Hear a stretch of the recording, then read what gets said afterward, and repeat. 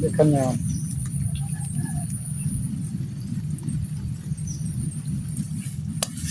อาจารย์จะปล่อยนะไปนี่นี่โอ้อันนี้อย่างใหญ่เลยนึงแต่ว่าบ่จันอันเก็บปลาไว้เบิ่งก่อนตัวนี้นะอย่างใหญ่หน่อยนึงพี่น้องนี่เห็นบ่นี่ในแก้มก็แดงได้นี่1 2 3นี่พี่น้องนั่น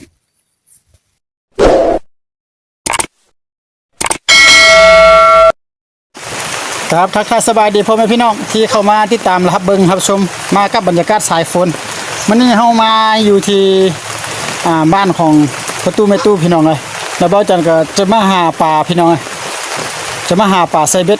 ใส่ขี้กระเดือนนี่แหละขี้กระเดือนหรือว่าไส้เดือนประมาณนี้แหละจะมาเอานองน้ำนี่พี่น้องนี่เนาะกับลูกชายเนี่ยเอาเบ็ดมาดอกนี่เบ็ดปักหัน7 คันเบ็ดปักตัวนี้7 คันแล้วก็เบ็ดอันนี้แล้วก็ติ๊กเอาอยู่หนองน้ำนี่แหละพี่น้องเนาะแต่ว่าก็แม่นว่าก็เป็นนองนะพี่น้องเป็นนองแต่ว่าเขาก็ช่วงนี้ก็ฝนตกแล้วก็น้ำขึ้นตลอดพี่น้องฝนตกเนาะพี่น้องนี่ว่าจะปักเบ็ดตามแถวนี้ดอกใช้เวลาก็ตึกเบ็ดอยู่แถวนี้นะอยู่แถวนี้เนาะจักจะมานบ่หรือบ่มานบ่ก็จงคอยติดตามว่าหญ้ามันท่วมขึ้นเมื่อหอดปลาหมดแล้วพี่น้องฝนตกแล้วน้ำหนองมันขึ้นนะก็ลุ้นติดตามเขาชนน้ำกันว่าสิมานบ่จะได้จักตัวจักแต้มบ่นี่ตัวนี้เนาะจะเอาเบ็ดตัวนี้ละปักใส่เดินพี่น้องไงเอาขออนุญาตตั้งกล้องก่อน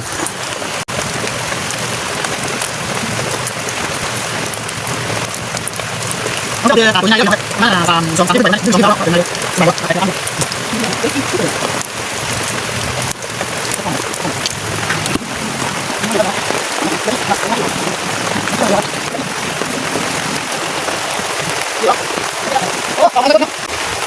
ปล่อยเด้อบ่จัดปล่อยอีก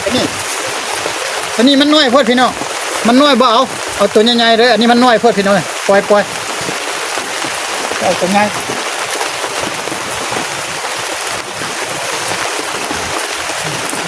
กินแล้วนั่นก็เพราะมันกินไวได้พี่น้องกินไวเลยได้นั่นตัวใหญ่จังตะก้องอันนี้ไว้อยู่ใส่นี่เขาดึงอีกละมันดึงอีกละมันดึงเหรอตั้งไว้บนนี้กันมันดึงได้แล้วพี่น้องไหมตัวอันยาวๆนี่ใส่2 ครั้งก็ดึงแล้วพี่น้องเอาตัวนี้นะนี่เอาจุ่มแล้วก็จับเอาก็ได้นะเขาจับแบบนี้เพราะนั้นเขาประจำกินมาเขาจับไว้ก็ได้นะเพราะว่ามันป่าอยู่นี่น้อยเอาให้นายกล้องบนเรือตัวน้อยว่าเอาน้อยเนาะอันนี้นะ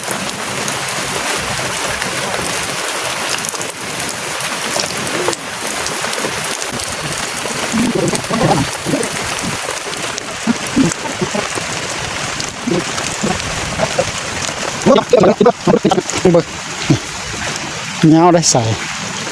นี่มันกินอะไรเห็นบ่ดึงให้FCเบิ่งไหมนี่มันติดแล้วนี่ตัวน้อยนี่เห็นบ่นี่พี่น้องโมจนบ่เอาตัวใหญ่ไปทางใดบ่เลยเบ็ดบ่ออกเลยพี่น้องที่ตัวน้อยกินน้องเบิ่งยังไงมาตัวน้อยนะพี่น้องเว้ยเอาเบ็ดยันลูกออกมาวะนี่พี่น้องเบิ่งเด้อโอ้ยังมีอยู่โอ้เบ็ดคันหนึ่งมันออกไปแล้วพี่น้องมันเบาจันปักนี่ตัวใหญ่นะไปเลยเบา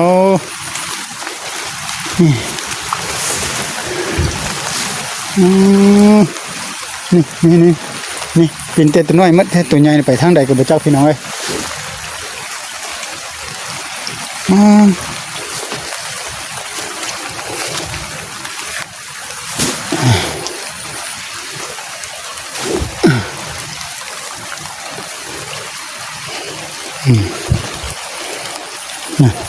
นั่นเห็นบ่พี่น้องเบิ่งได้ยกให้เบิ่งตัวน้อยอีกได้โอ้ใหญ่หน่อยนึงตัวนี้นี่รุ่นแล้วพี่น้องเอ้ยตัวนี้ใหญ่หน่อยนึง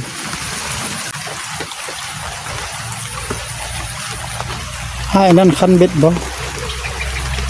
เบ็ดไปคันหนึงแล้วนะมันตัวใหญ่กินนี่เบิ่งนี่ตัวน้อยนี่มันก็กินติดไว้ได้พี่น้องติดไว้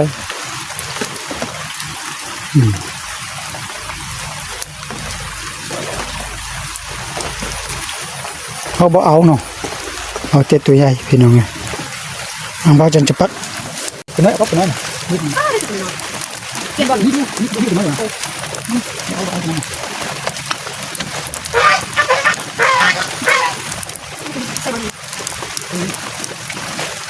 โอ้สิทำแล้วไปแล้วพบขานี่ไม่บุกเลยขาจะตาย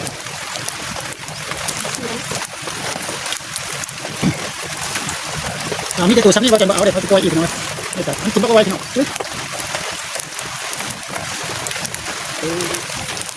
ไปเลย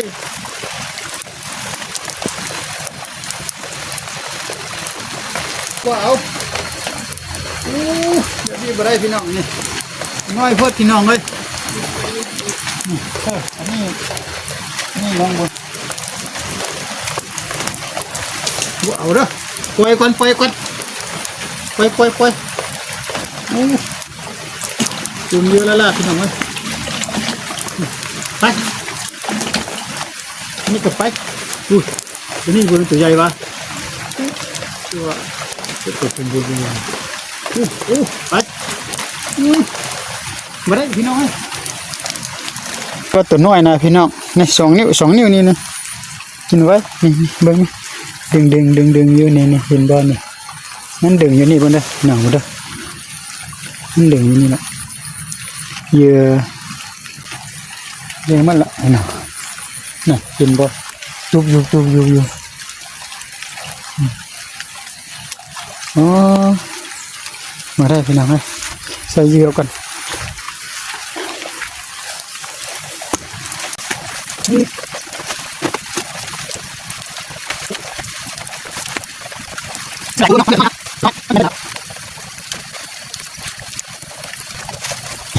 พี่น้องเบาจะเอามา7 คันบ่ได้ใส่หมดเลยพี่น้องเอ้ยนี่เบิ่งไหมคันอยู่แจบอลกองสุ่มกล้วยก็กระดิกอยู่เลยนี่น้องไปดึงอันนี้อยู่กองสุ่มกล้วยนี่มีมันกินดิกอยู่เลยตัวน้อยนะนี่ใส่ถึงอีกนั่นพี่น้องเห็นบ่นั่น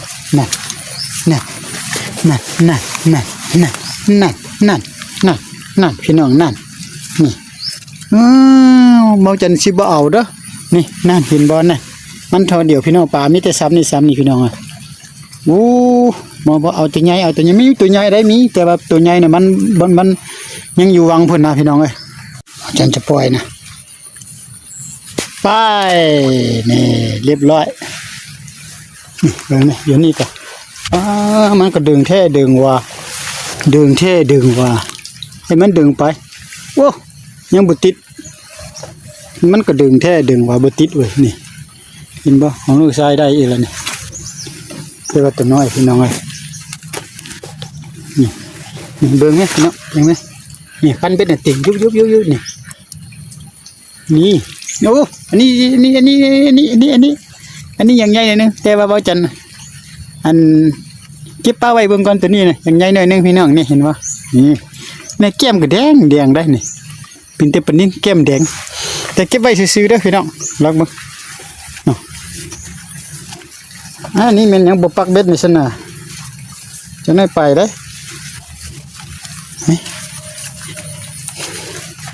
นี่มีแต่2 ตัว3 ตัวเด้อเห็นบ่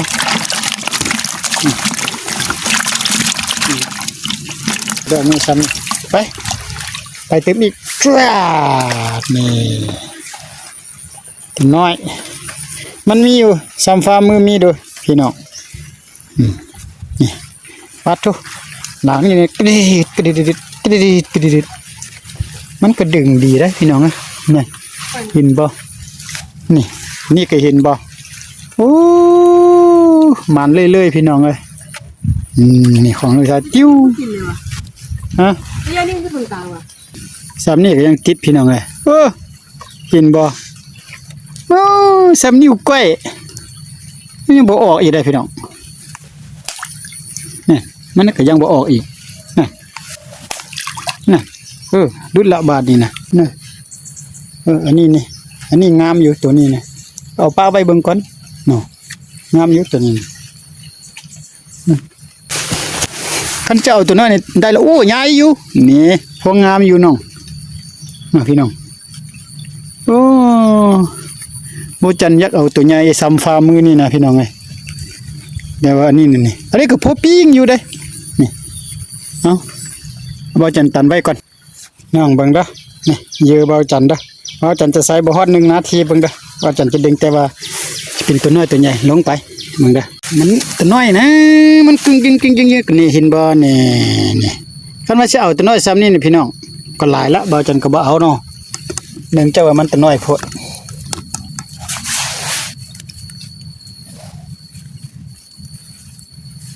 ไป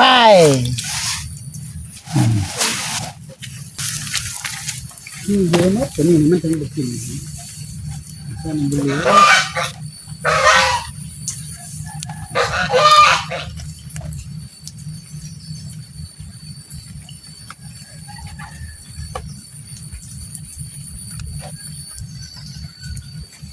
ะเบิ่งเด้อเขาจะเจอกันติ้ว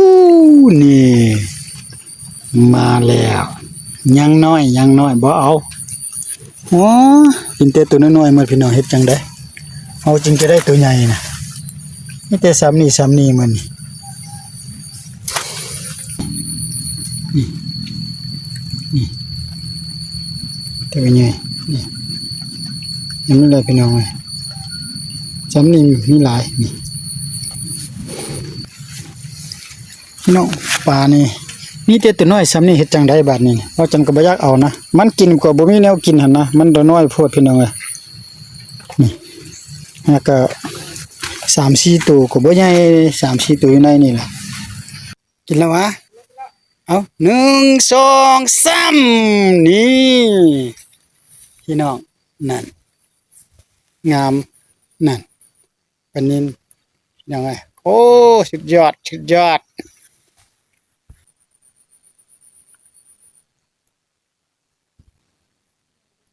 นี่นั่นปานนี้น้อยใส่ไก่นั่นดิ้นเดียวแต่ส่วนหลายเบาจันก็บ่เอาเนาะลูกชายเลยบ่เอาแต่ตัวใหญ่ตัวเท่านี่นะอันนี้ก็ยังตัวน้อยพี่น้องลูกชายจะกลับเฮือนแล้วพี่น้องเอ้ยนี่ก่อนจะกลับน่ะเบาจันจะพาพี่น้องไปเบิ่งข่อยหนูเด้อพี่น้องเอ้ยนี่อยู่นี่เด้อมาพี่น้องข่อยหนูมันมีหลายมีข่อยแล้วมีห้อยพร้อมได้พี่น้องเอ้ยเด้อแต่เบาจันบ่มีแล้วก็มีกบอีกนะกบกบก็มีหลายพาพี่น้องไปเบิ่งข่อยหนูก่อนโอ้ปลาก็หกนี่พี่น้องปลาหกเด้ไปจังไดเนาะนี่มันมาขุดกินนะมันต้นนี่นะมันมาขุดกินมันต้นมันมาขุดกินในแถวนี้นี่กล้วยเห็นบ่นี่เส้นทางหนูเห็นบ่พี่น้องเข้ามาแต่แป๊บเดียวเห็นบ่ปานกับเส้นทางรถไฟเห็นบ่พี่น้องนี่เบิ่งเด้อนี่มันอยู่อันน่ะแจกำแพงนี่พี่น้องนี่มึงแม่เละไปนี่เบิ่งแม่ควายหนูเห็นบ่นี่น้องความหลายพี่น้องเอ้ยแต่บ่จันยังบ่มีเวลาออกมาดักนี่ควายหนูความหลายนี่โอ้ยนี่มันไปอยู่นี่พี่น้องนี่มันคูดๆไปอยู่นี่พี่น้องเอ้ยควายหนูนะสุดยอดบ่จันก็จะให้น่ะลูกชายกลับเฮือนก่อนพี่น้องเพราะว่าอยู่ถ้าเฮือนเขาเจ้าโทรมาเบิ่งแม่ซื้อบ่จันโอยหมดแล้วพี่น้องเอ้ยให้เรากลับก่อนนะนี่ว่าเบ็ดอันนี้ชูฮูดขึ้นไหมใส่เอาไปหมดเลยพอก็บ่ใส่ละพอละเอาพี่น้องเราจะอำลาพระจากก่อนว่าจะให้ลูกชายใส่ลูกชายใส่แล้วก็ยังสิบ่เอาละนี่เบ็ดให้กลับเฮือนเบ็ดเอาเสียคันหนึ่งยังมีป่าอยู่นี่แหละนี่ซ้ำนี่พี่น้องเนี่ยคันเอาหลายก็มันก็ซ้ำนี่นะแต่ว่าน้อยกว่านี่ก็หลายตัวอยู่แต่ว่าบ่จันบ่เอาเด้อประมาณได้ซ้ำนี่พี่น้องเนี่ย ประมาณซ้ำนี่แหละนี่เนาะเนาะ ทั้งหมดเลยว่ะ ทอดหมดกลั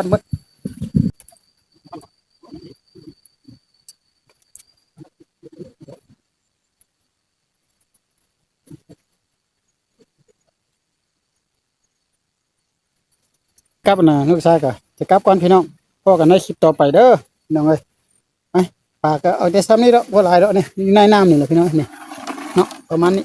ไปกลับเพิ่นยกเล่นมือเอาพอกันบรรยากาศต่อไปเดี๋ยวโอกาสต่อไปสำหรับคลิปนี้แสดงความขอบใจจากบ่นะสะหาอยู่หากินประมาณนี้แหละพี่น้องพอกันในโอกาสหน้านะบาดหน้าจึงคอยมาหาอยู่หากินให้พี่น้องได้เบิ่งแต่ซ้ำนี้ก็พอได้ปิ้งอยู่แล้วเพิ่นเบาจันตัวน้อยบ่เอาเด้เนาะเอาแต่ตัวใหญ่ๆเด้เสียเบ็ดคันหนึงซ้ำไปทางใดบ่ฮู้ละป่าใหญ่ดึงลงไปเลยมันมีอยู่ตัวใหญ่น่ะแต่ว่าบ่ได้ซื่อๆมันกินแต่ตัวน้อย